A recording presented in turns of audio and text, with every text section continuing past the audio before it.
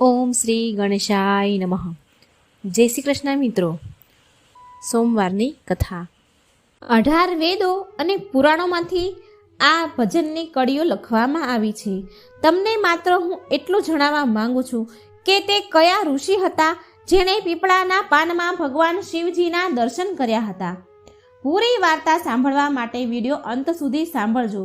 મિત્રો, કોઈ પણ ભગવાનની કથા હોય, કોઈ પણ ભગવાન વિશે કથા હોય, કોઈ પણ દેવની હોય તો એને ક્યારેય અધૂરી ન મૂકવી જોઈએ, એને પૂરી જ સાંભળવી જોઈએ. અને આ વાતનું વર્ણન સત્યનારાયણની કથા પણ થયેલું છે. માટે આ ભગવાન વિશ્વનાથની કથા પૂરી સાંભળજો. અને આ એક સત્ય વાર્તા છે.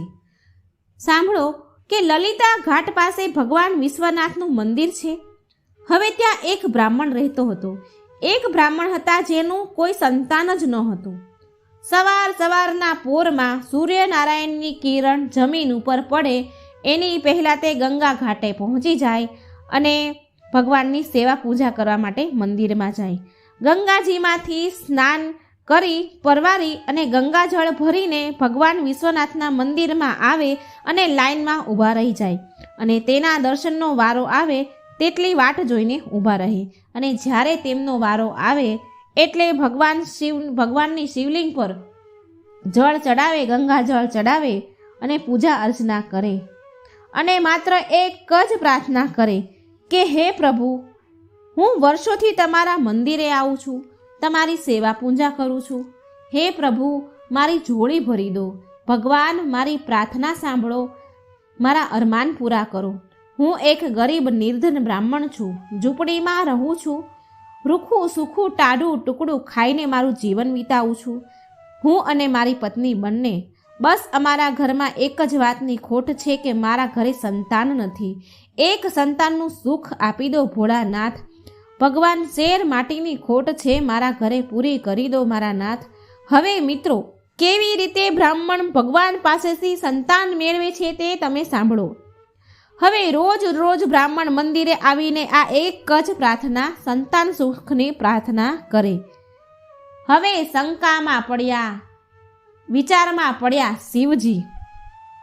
ભગવાન શંકર વિચારે છે, કહે છે કે આ ભક્તનું હું શું કરું, શું કહું એને, કે આ ભક્ત જો મારી પાસે રૂપિયા પૈસા ધન દોલત માંગત ને તો હું પૂરી પણ કરી દેત, હું પણ એને આપી પણ દેત.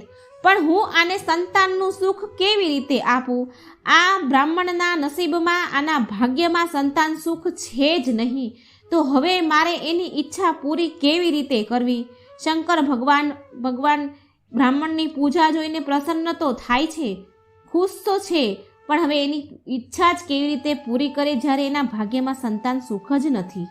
કેમ કે નસીબ લખનારા તો બ્રહ્માજી છે અને આ બાજુ ગંગાજી રોજ આ બ્રાહ્મણને જુએ, એની જે પ્રાર્થના હોય એ સાંભળે.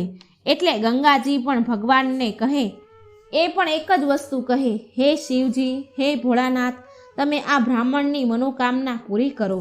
એ રોજ તમારી સેવા ભક્તિ કરે છે.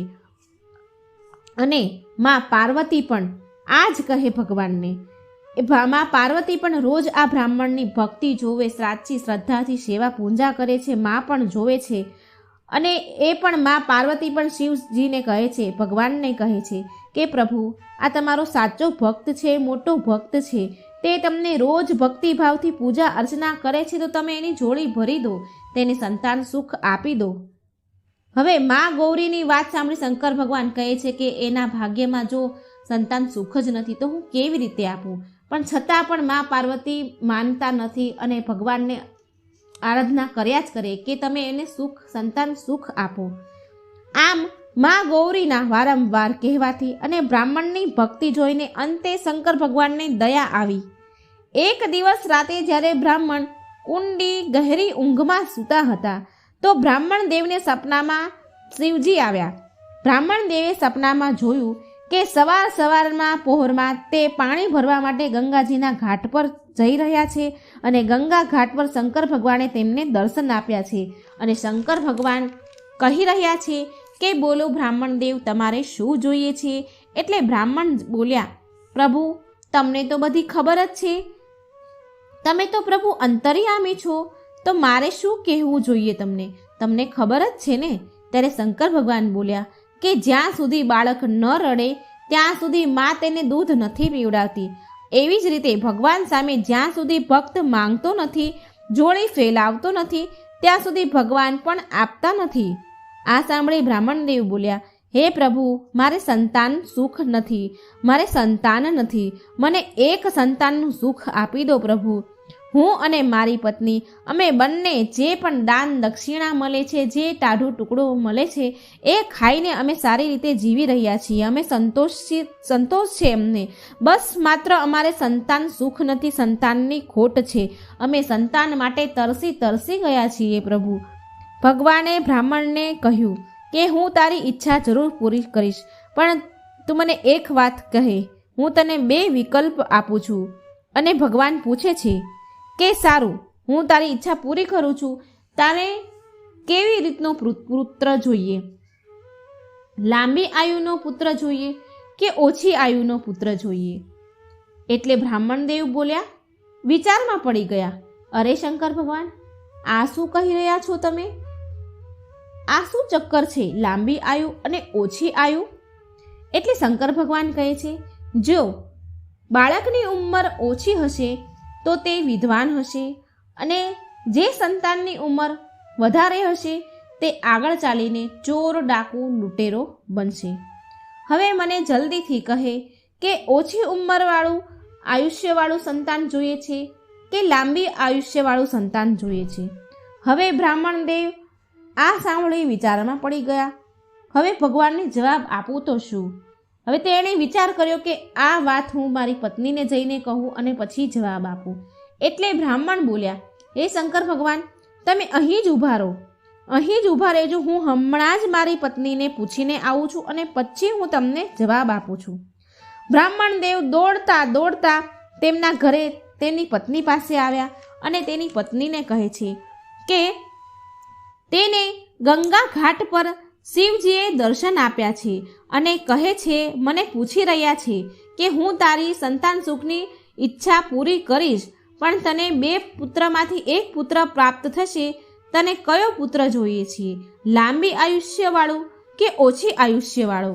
બ્રાહ્મણની પત્ની આ સાંભળીને તો ગભરાઈ ગઈ અને પૂછવા લાગી, અરે આ ઓછી આયુષ્ય અને લાંબી આયુષ્યનું શું ચક્કર છે? એટલે બ્રાહ્મણદેવ બોલ્યા કે ભગવાને એવું કહ્યું છે મને કે ઓછી ઉંમરવાળું સંતાન વિદ્વાન હશે અને વધારે ઉંમરવાળું સંતાન ચોર અને ડાકુ બનશે. હવે તારી ઈચ્છા પ્રમાણે મને કહે. તમે મને જલ્દીથી કહો કે આપણે કેવું સંતાન જોઈએ છે? એટલે બ્રાહ્મણની પત્ની બોલી કે સ્વામી, આપણે તો ઓછી ઉંમરવાળું સંતાન અને વિદ્વાન બાળક જોઈએ છીએ. ઓછી ઉંમરવાળું હશે તો બી ચાલશે, લાંબી આયુષ્યવાળું હોય અને ચોર ડાકુ બને તો એ સંતાન સુખ કયા કામનું? માટે આપણે ઓછી સંતાનવાળું આયુષ્ય પણ ચાલશે. તમે જાઓ અને શિવજીને કહી દો કે આપણને ઓછી આયુષ્યવાળું અને વિદ્વાન સારું સંતાન આપે. હવે બ્રાહ્મણદેવ તેમની પત્ની પાસેથી જવાબ લઈને દોડતા પાછા ગંગા ઘાટ પર આવ્યા અને બોલ્યા કે હે પ્રભુ, ઓછી ઉંમરવાળું સંતાન અમને પ્રદાન કરો, વિદ્વાન સંતાન અમને પ્રદાન કરો, અમે તેનાથી જ કામ ચલાવશું. કારણ કે વધારે ઉંમરવાળું સંતાન ચોર ડાકુ હોય તો એ સંતાન સુખ કયા કામનું? એટલે શંકર ભગવાન બોલ્યા, સારું, જા, તારા ઘરે 1 બાળકનો જન્મ થશે, પણ જેવો તે 5 વર્ષનો થશે તેવું જ તેનું મૃત્યુ થશે. આટલું કહી ભગવાન અંતર્ધ્યાન થઈ ગયા અને બ્રાહ્મણની ઊંઘ ખુલી ગઈ, એની આંખ ખુલી ગઈ. થોડા દિવસ થયા એટલે બ્રાહ્મણની પત્નીને દિવસો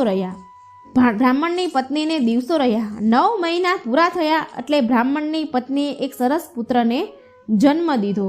અને એ જન્મ થયા પછી બ્રાહ્મણદેવને શિવજીની સપનાની વાત યાદ આવી ગઈ કે આ બાળકે જન્મ લીધો તો છે, પણ 5 વર્ષનું થશે એટલે મૃત્યુ થઈ જશે.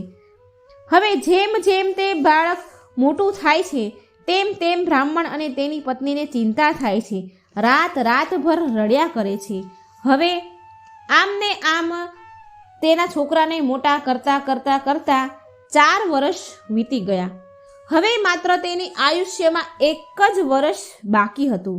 હવે તે બાળક 4 વર્ષનો થયો એટલે હસતો રમતો થયો, ચાલતો થઈ ગયો, ખિલખિલાટ કરવા લાગ્યો, થોડું થોડું કાલું વાલું બોલવા લાગ્યો. અને આ જોઈને તો બ્રાહ્મણ અને તેની પત્ની બહુ ખુશ થતા. થોડા સમય માટે તો એ ભૂલી પણ જતા કે આનું આયુષ્ય 5 જ વર્ષનું છે. એ ભૂલી જતા. બાળકો શેરીઓમાં ગલીઓમાં ફરે છે, પાઠશાળાએ ભણવા જાય છે. બંને એવું વિચારે છે કે કેવો મારો દીકરો સરસ હસે છે, રમે છે, કિલકાર્યો કરે છે અને એના થકી અમારું ઘર હર્યું ભર્યું છે. આજે ભણવામાં આમાં આ શીખીને આવ્યો, આજે આ શીખીને આવ્યો, એમ કરીને બંને પતિ પત્ની ખુશ થાય છે. અને પછી પાછા અંતે ઉદાસ થઈને બેસી જાય છે અને બોલે છે કે કેવા દુર્ભાગ્ય છે આપણા. ન જાણે કઈ ઘડીમાં ભગવાન શિવે 5 વર્ષને આયુષ્યવાળું સંતાન આપ્યું. 5 વર્ષ પૂરા થશે એટલે આપણો દીકરો આપણને છોડીને ચાલ્યો જશે. હવે આમને આમ બિચારા ઉપાધિ કરે છે, ચિંતા કરે છે, રડે છે બંને પતિ પત્ની. અને આમને આમ સમય વીતતો ગયો. અને હવે 4 વર્ષ 11 મહિના અને 29 દિવસ થઈ ગયા.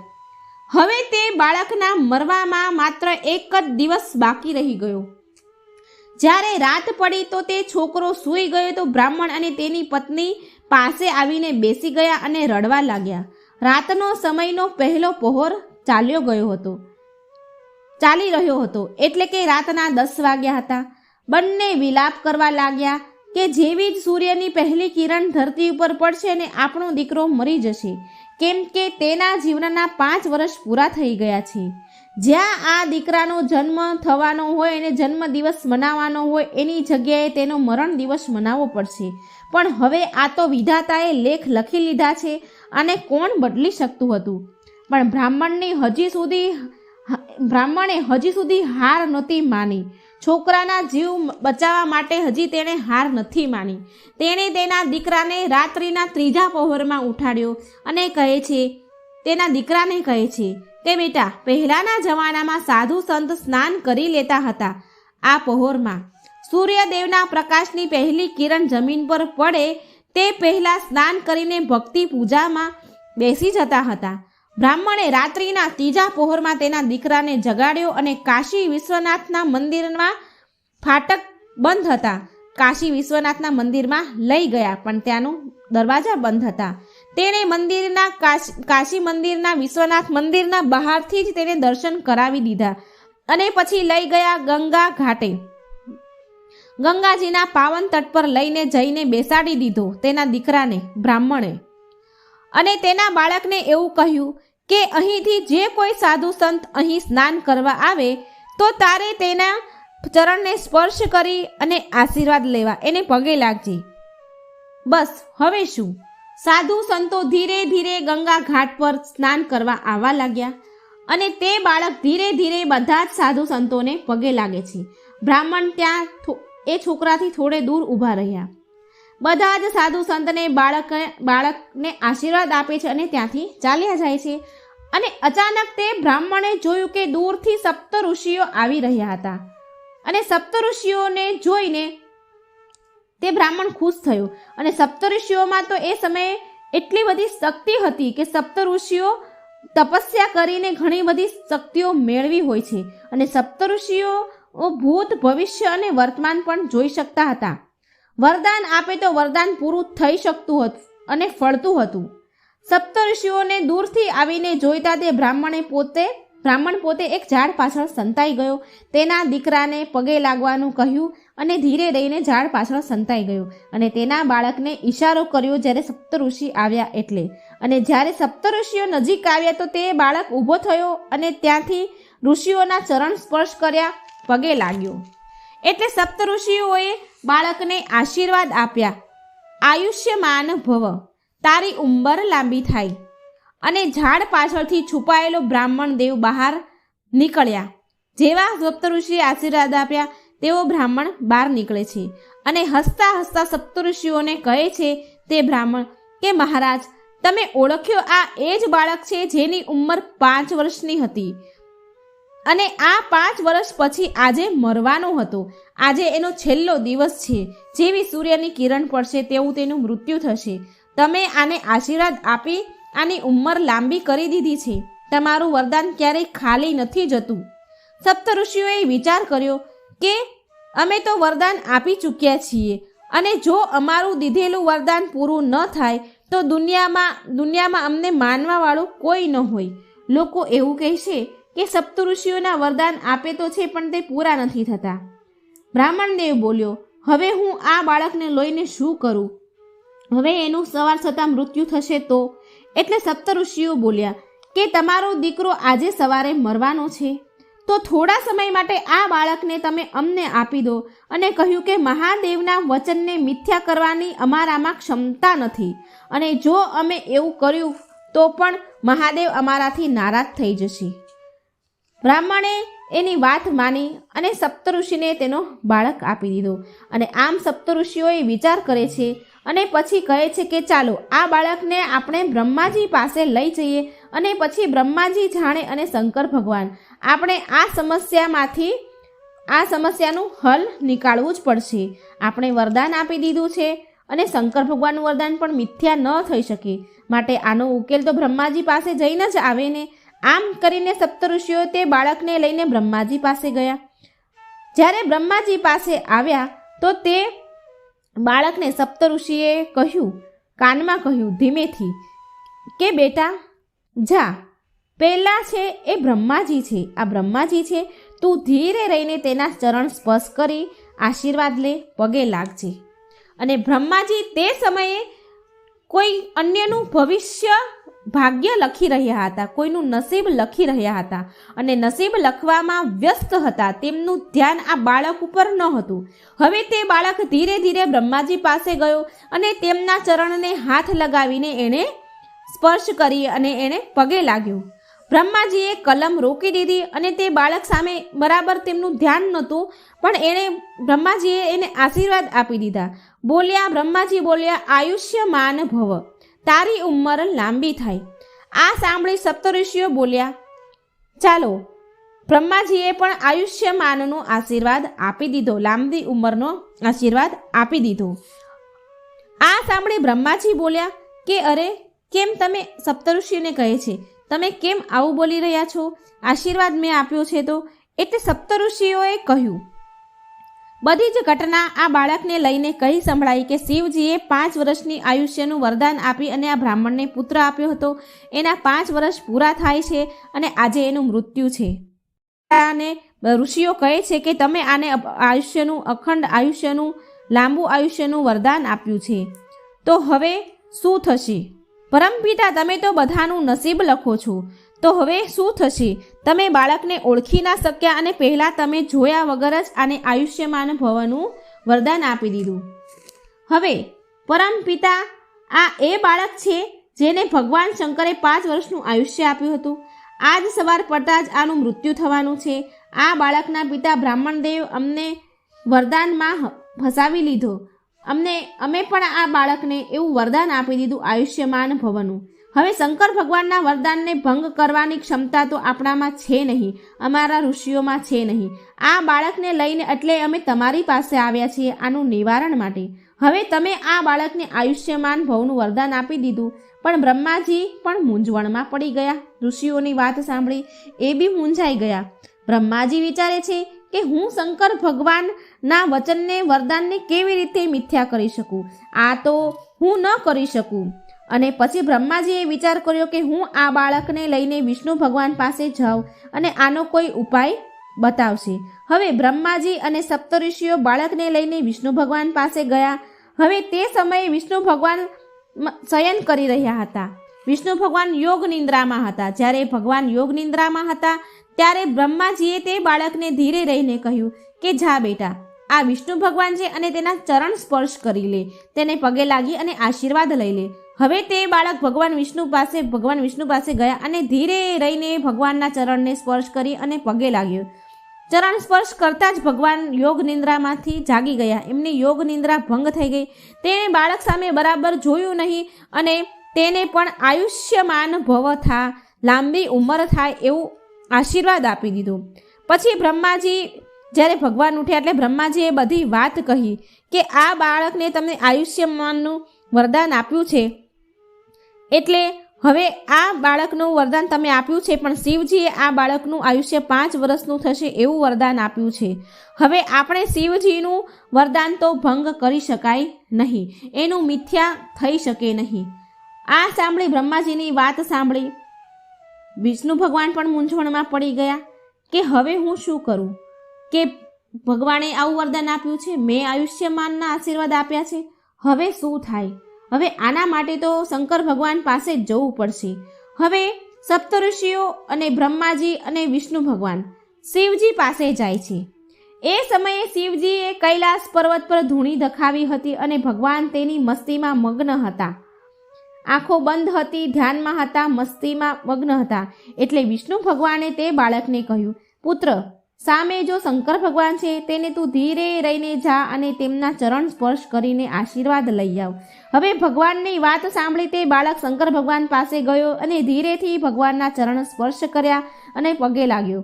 ભગવાનની આંખ ખુલી, ભગવાનને પ્રણામ કર્યા. એટલે ચરણ સ્પર્શ થતાં શિવજીની આંખ ખુલી અને ભગવાને તેના પર બરાબર ધ્યાન ન ગયું અને તેમણે પણ શંકર ભગવાને પણ આયુષ્યમાન ભવ થાય એવા આશીર્વાદ આપી દીધા.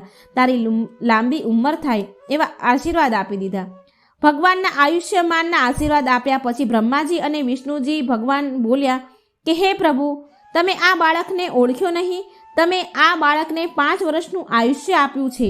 કમસે કમ તમે આંખો ખોલીને ધ્યાનથી જુઓ કે આ એ જ બાળક છે જેને તમે 5 વર્ષનું આયુષ્ય આપ્યું છે. તમે જોયું નહીં અને બાળકને એમના જ આશીર્વાદ આપી દીધા.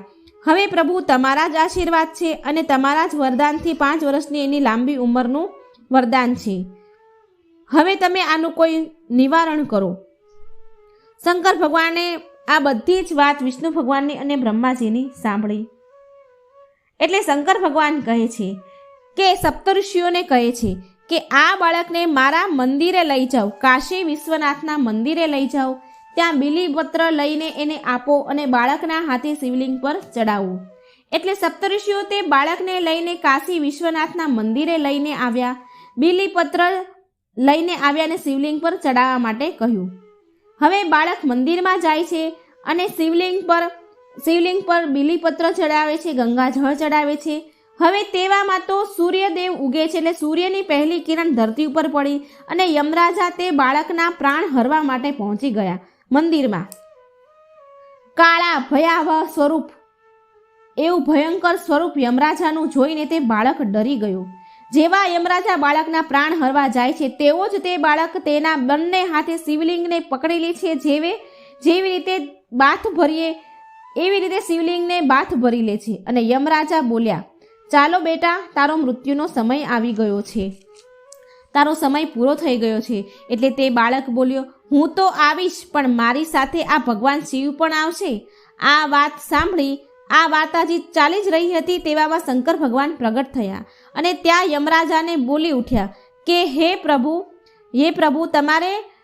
મારે આ બાળકનું મૃત્યુ હવે નજીક આવ્યું છે, એટલે હું એના પ્રાણ હરવા માટે આવ્યો છું. હવે હું એને લઈ જવા આવ્યો છું. મને આ બાળકના પ્રાણ હરવાની રજા આપો.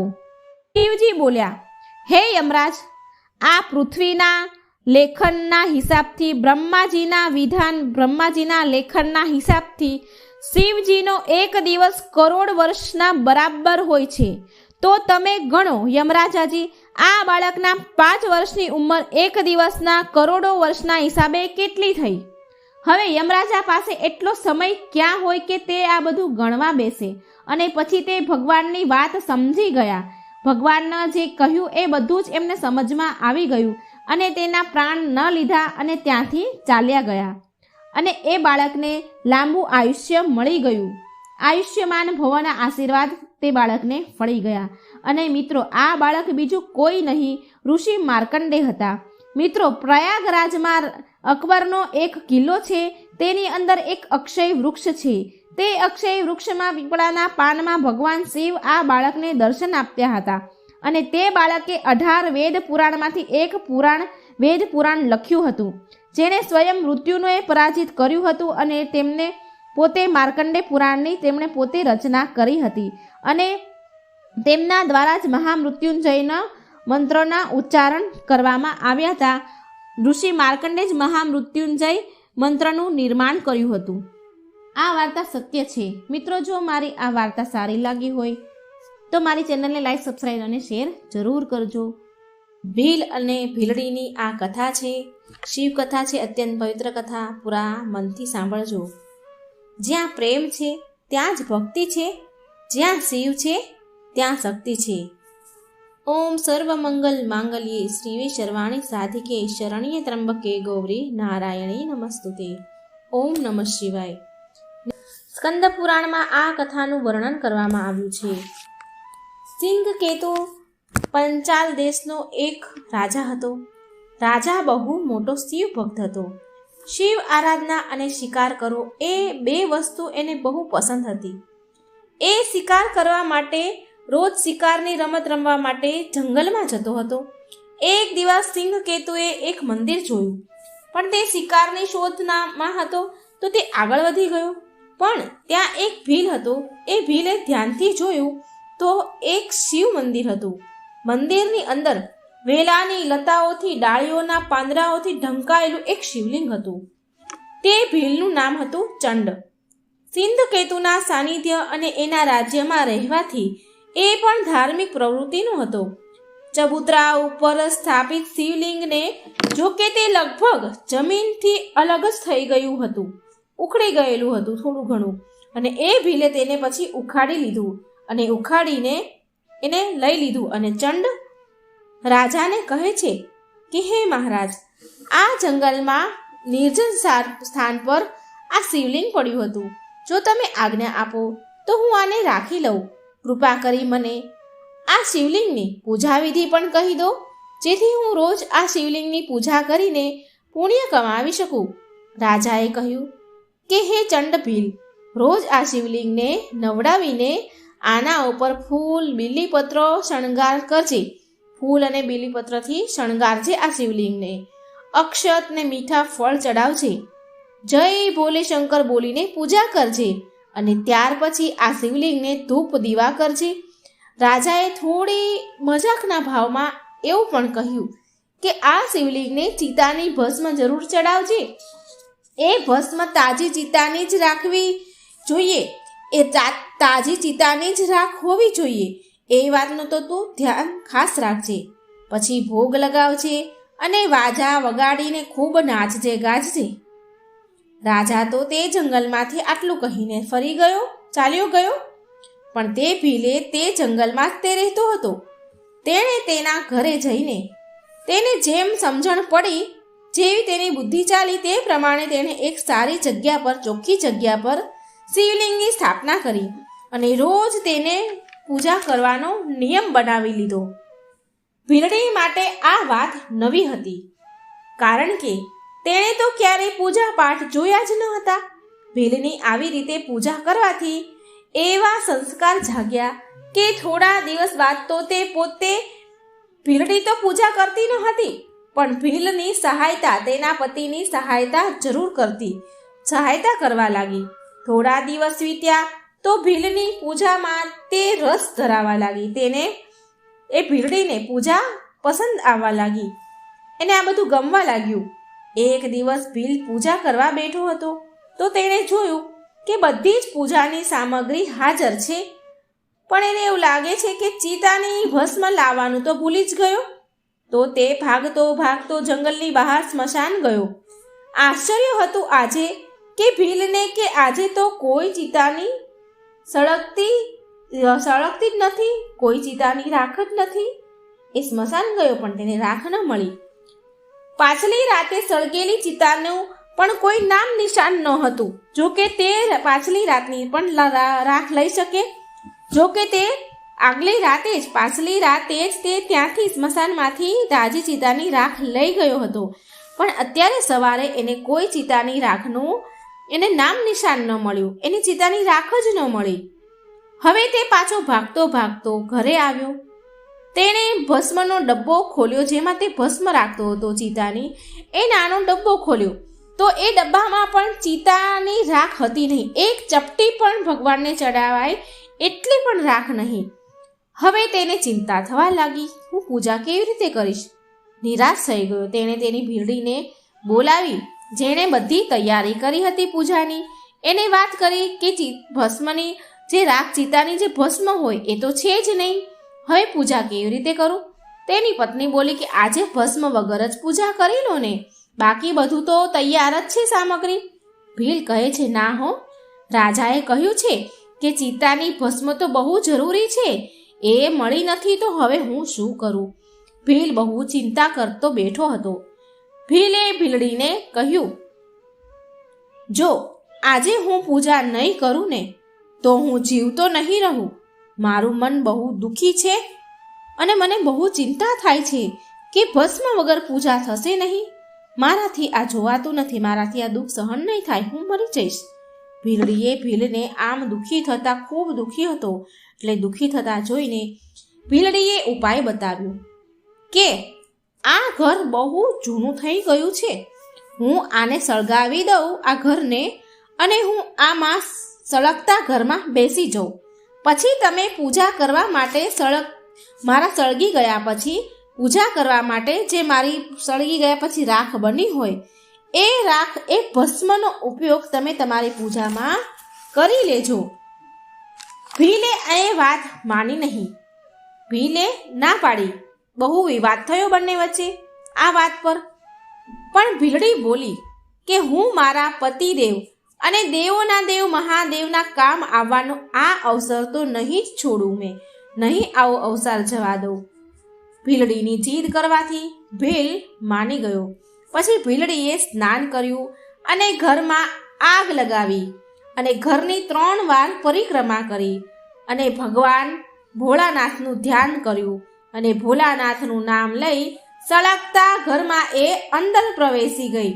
થોડી વારમાં જ શિવ ભક્તિમાં તે ભીલડી બળીને ભસ્મ થઈ ગઈ. ભીલે તેની પત્ની ભીલડીને ભસ્મ લીધી. તેની પત્ની બળી ગઈ તો એની ભસ્મ લીધી. બહુ સારી રીતે તેમણે ભગવાન ભોળાનાથની પૂજા કરી. તે ભીલે બહુ સારી રીતે પૂજા સંપન્ન કરી.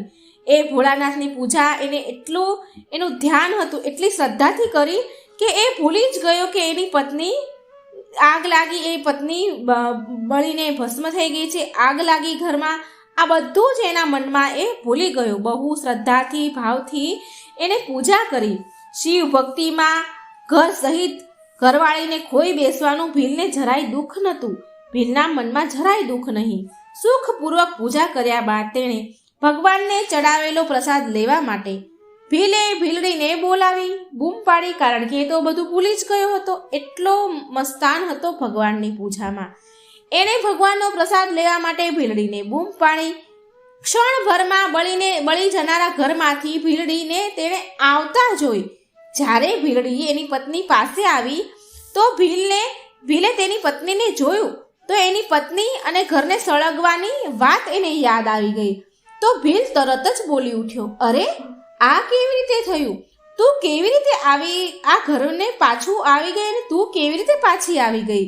તું તો સળગી ગઈ હતી ને, તારા ભસ્મની રાખથી તો મેં ભગવાનની પૂજા કરી, ઘર પણ સળગી ગયું હતું, તો તું અને ઘર સહી સલામત બંને કેવી રીતે? પછી ભીલડી બોલી કે જ્યારે હું સળગતા અગ્નિમાં હું ઘરમાં ગઈ તો મને એવું લાગ્યું કે જાણે હું પાણીમાં પ્રવેશ કરી રહી હોય અને મને તરત જ ઊંઘ આવી રહી હોય. મને એવું લાગ્યું ને તરત જ હું ઊંઘી ગઈ અને જાગ્યા પછી મેં જોયું કે હું ઘરમાં જ છું અને તમે મને પ્રસાદ લેવા માટે બોલાવી રહ્યા છો. એ બંને હજી આવી રીતે વાત કરી જ રહ્યા હતા. એવામાં તો આકાશમાંથી અચાનક એક વિમાન ઉતર્યું.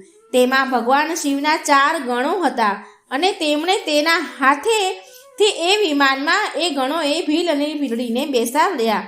ગણોનો હાથ અડતા જ ભીલડીના શરીર દિવ્ય બની ગયા અને બંનેએ શિવ મહિમાનું ગુણગાન ગાયો અને અત્યંત શ્રદ્ધાથી ભગવાનના આરાધનાનું ફળ ભોગવતા શિવલોક ગયા.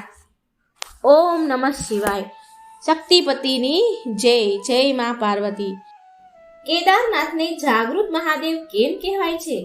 આની પાછળનું રહસ્ય શું છે? તો મિત્રો આ એક આપણે કથાના માધ્યમથી જાણીશું. ઓમ નમઃ શિવાય. શિવ શક્તિની જય. હર હર મહાદેવ. એકવાર એક શિવ ભક્ત તેના ગામથી કેદારનાથ ધામને યાત્રા કરવા નીકળ્યો હતો. પહેલાના સમયમાં તો બસ, ગાડી કે કોઈ સાધનની સુવિધા તો હતી નહીં, એટલે તે વ્યક્તિ ચાલતા ચાલતા યાત્રા કરવા માટે નીકળી ગયો. રસ્તામાં જે પણ મળે તેને કેદારનાથ ધામનો રસ્તો પૂછતા પૂછતા આગળ વધે અને મનમાં ભગવાન શંકરનું નામ જાપ કરતા રહે. ઓમ નમઃ શિવાય, ઓમ નમઃ શિવાયનું નામ જાપ કરે અને આગળનો રસ્તો કાપે. ભગવાનનું ધ્યાન કરતા કરતા કેદારનાથની યાત્રા કરવા જાય છે. ચાલતા ચાલતા તેને મહિનાઓ જતા રહ્યા. કેટલાય મહિનાઓ વીતી ગયા અને પછી કેટલાય મહિનાના અંતે તે કેદારનાથ ધામ પહોંચી જ ગયો. હવે કેદારનાથમાં મંદિરના દ્વાર 6 મહિના જ ખુલે છે અને 6 મહિના બંધ થઈ જાય છે. તે માણસ તે સમયે પહોંચે છે જે સમયે મંદિરના દ્વાર બંધ થઈ જવાના હતા. પંડિતજી દ્વાર બંધ કરી જ રહ્યા હતા હજી, અને આ માણસ પહોંચ્યો. હવે તે માણસ પંડિતજીને, બ્રાહ્મણને વિનંતી કરે છે. કહે છે કે એ બહુ દૂરથી આવ્યો છે. કેટલાય મહિનાથી ચાલીને યાત્રા કરીને અહીં સુધી પહોંચ્યો છું. તેણે પંડિતજીને ઘણી પ્રાર્થના કરી કે કૃપા કરીને મંદિરના દરવાજા ખોલો, એકવાર પ્રભુના દર્શન કરવા દો. પણ ત્યાંનો તો નિયમ જ છે કે એકવાર દરવાજો બંધ થઈ ગયો તો પછી બંધ. નિયમ તો નિયમ જ હોય. પણ બ્રાહ્મણજી, એ પંડિત બ્રાહ્મણ વ્યક્તિ માન્યા નહીં, કારણ કે નિયમ તો તૂટે નહીં. ત્યાંના જે પૂજારી હોય, જે કેદારનાથ મંદિરના, એ માન્યા નહીં. આ વ્યક્તિએ ઘણી વિનંતી કરી પણ દ્વાર એમણે ખોલ્યા નહીં. તે માણસ બહુ જ રડ્યો. વારંવાર ભગવાન શંકરને યાદ કરતો રહ્યો કે હે પ્રભુ, બસ એકવાર દર્શન કરાવી દો. તે બધાને પ્રાર્થના કરી રહ્યો હતો, પણ કોઈએ પણ તેની વાત સાંભળી નહીં. હવે એ બ્રાહ્મણ બોલ્યા, પૂજારીજી બોલ્યા કે હવે તું અહીં 6 મહિના પછી જ આવજે. હવે 6 મહિના પછી જ અહીંના દરવાજા ખુલશે. ત્યાંના પૂજારીજીએ આ વ્યક્તિને આવું કહ્યું. અહીં 6 મહિના બરફ અને ઠંડી બહુ પડે છે. આટલું કહી પંડિતજી અને બીજા બધા જે ત્યાંના સેવકો હોય, બીજા બધા હોય, તે ત્યાંથી ચાલ્યા ગયા. ત્યાં કોઈ પણ ન રહ્યું. માત્ર આ એક જ આદમી યાત્રા કરીને ચાલીને આવ્યો, એ જ રહ્યો. રડતા રડતા ત્યાં તેને રાત પડી ગઈ. ચારે બાજુ અંધારું થઈ ગયું. પણ તે વ્યક્તિને ભગવાન પર વિશ્વાસ હતો, ભરોસો હતો કે શંકર ભગવાન તેના પર કૃપા જરૂર કરશે. એ સમયે તેને બહુ તરસ અને ભૂખ પણ લાગી હતી, કારણ કે ઘણા સમયથી એ ચાલતો હતો. બહુ તરસ અને ભૂખ હતી એને. એટલામાં ત્યાં તેને કોઈના આવવાનો અવાજ સંભળાયો. રાત પડી હતી, ઘનઘોર અંધારું હતું, તો એને કોઈ આવતું હોય તો કોઈના પગલાંનો અવાજ સંભળાયો. તેણે જોયું કે કોઈ સંન્યાસી સાધુ મહારાજ તેની પાસે આવી રહ્યા છે. સાધુ મહારાજ તેની પાસે આવ્યા અને બેસી ગયા. તે સાધુ મહારાજે તેને પૂછ્યું કે બેટા, તું ક્યાંથી આવ્યો છે? અહીં કેમ બેઠો છે? એટલે તે વ્યક્તિએ બધી જ વાત કરી કે સાધુ મહારાજ, હું ચાલતા ચાલતા કેટલાય મહિનાથી કેદારનાથ ભોળાનાથની યાત્રા કરવા માટે આવ્યો છું. ભોળાનાથની યાત્રા કરતો આવ્યો છું અને અહીં પહોંચ્યો તો અહીંના મંદિરના દરવાજા બંધ થઈ ગયા. હવે અહીંના દરવાજા 6 મહિના પછી જ ખુલશે. મહારાજ, મારા અહીં આવવાનું વ્યર્થ થઈ ગયું. મારી ચાલીને આવવાની યાત્રા નિષ્ફળ ગઈ. મને શિવજીના દર્શન ન થયા. આમ તે ગદગદ અવાજથી રડતો બોલતો હતો. રડતા આંખોમાંથી તો આંસુડાની ધારા વહેતી હતી અને બોલતો હતો. એટલે તે સાધુ મહારાજ તે વ્યક્તિને સમજાવે છે અને ખાવા પીવાનું આપ્યું.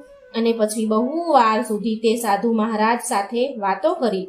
તે વ્યક્તિએ અને તે સાધુ મહારાજે બેયે વાતો કરી. તે સાધુ મહારાજને તેના પર દયા આવી ગઈ અને તે બોલ્યા કે બેટા, મને લાગે છે કે સવારે મંદિર જરૂર ખુલશે, તું દર્શન જરૂર કરીશ. અને વાતોમાં જ જાણે તેને ક્યારે ઊંઘ આવી ગઈ. તે વ્યક્તિને સવારે સૂર્યના કિરણોનો પ્રકાશ સાથે તે ભક્તની આંખ ખુલી. તેણે અહીં ત્યાં ચારે બાજુ જોયું તો તે સાધુ મહારાજને શોધ્યા, પણ તે સાધુ મહારાજ ક્યાંય દેખાયા નહીં જે એને રાત્રે મળ્યા હતા. અને કંઈ પણ એને સમજમાં આવ્યું નહીં. અને કંઈ સમજમાં આવે ને તે પહેલા એણે એવું જોયું કે જે મંદિરના પૂજારીજી હતા તે તેની પૂરી મંડળી સાથે મંદિર તરફ આવી રહ્યા હતા. હવે તેણે એ પૂજારીજીને પ્રણામ કર્યા અને ભક્ત બોલ્યો, તે યાત્રા કરવા વાળો વ્યક્તિ બોલ્યો કે બ્રાહ્મણ દેવ, પૂજારીજી, તમે તો કાલે મને એવું કહ્યું હતું ને કે મંદિરના દરવાજા 6 મહિના સુધી નહીં ખુલે અને આ 6 મહિના વચ્ચે કોઈ નહીં આવે, પણ તમે તો સવારે જ આવી ગયા. હજી કાલે સાંજે તમે દ્વાર બંધ કર્યા અને આજ સવારે પાછા આવી ગયા. આ સાંભળીને બ્રાહ્મણને એ પૂજારીજીને તો ઝટકો લાગ્યો. તે પૂજારીજી તે આદમીને ધ્યાનથી જોવે છે, ટગર નીરખીને જોવે છે અને તેને ઓળખવાની કોશિશ કરે છે. અને પછી પૂછ્યું કે તું એ જ વ્યક્તિ છે ને જે મંદિરના દરવાજા બંધ થયા પછી આવ્યો હતો અને મને મળ્યો હતો? મને વારંવાર દરવાજો ખોલવા માટે તું કગરી રહ્યો હતો, તું એ જ વ્યક્તિ છે ને? અરે, તું 6 મહિના થતા પાછો કેવી રીતે આવી ગયો? એટલે બ્રાહ્મણની તે મંદિરના પૂજારીની વાત સાંભળીને તે આદમી આશ્ચર્યથી બોલ્યો કે અરે પૂજારીજી, હું કાલે જ આવ્યો હતો અને હું કાલે અહીંથી ક્યાંય ગયો જ નથી. હું જ્યારે તમને મળ્યો હતો ત્યારનો હું અહીં જ બેઠો છું. હું કાલે જ આવ્યો હતો, તમે કાલે જ મંદિરના દરવાજા બંધ કર્યા હતા અને હું કાલનો અહીં જ બેઠો છું. અને તમે મને કાલે જ મળ્યા હતા અને રાતમાં હું અહીં જ સૂઈ ગયો હતો. હું ક્યાંય નથી ગયો. પૂજારીજી, આ સાંભળીને પૂજારીજીને આશ્ચર્યનું ઠેકાણું ન રહ્યું. તે પૂજારીજી બોલ્યા, પંડિતજી બોલ્યા, પણ હું તો 6 મહિના પહેલા મંદિર બંધ કરીને ગયો હતો અને આજે 6 મહિના પછી આવ્યો છું. તું અહીં 6 મહિના સુધી જીવતો કેવી રીતે રહી શકે? પૂજારીજીને તો ઘડી ચક્રમ થઈ ગયું, એને તો કંઈ સમજમાં આવ્યું નહીં. પૂજારીજી અને આખી મંડળી હેરાન હતી. આટલી બધી ઠંડી અને બરફમાં એકલો આદમી કેવી રીતે જીવતો રહી શકે?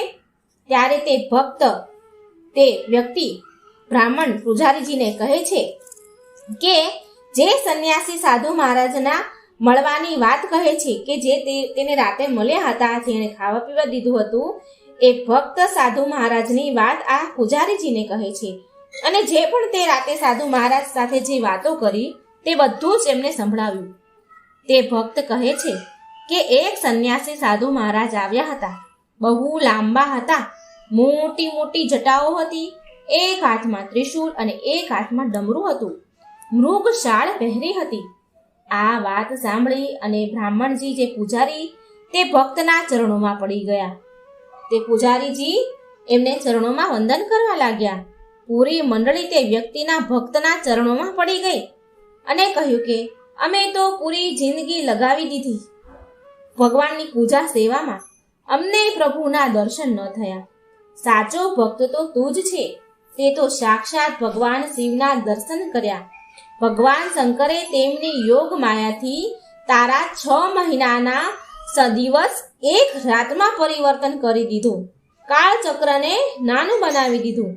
આ બધું તારું પવિત્ર મન અને તારી સાચી ભક્તિ અને વિશ્વાસના કારણે થયું છે. તારી ભક્તિને પ્રણામ હો. તો મિત્રો, આ હતી કેદારનાથના જાગૃત મહાદેવ કેમ કહેવાય છે. ભગવાનને કેટલી શ્રદ્ધા અને વિશ્વાસ હોય કે ભગવાન આપણું કામ કરે.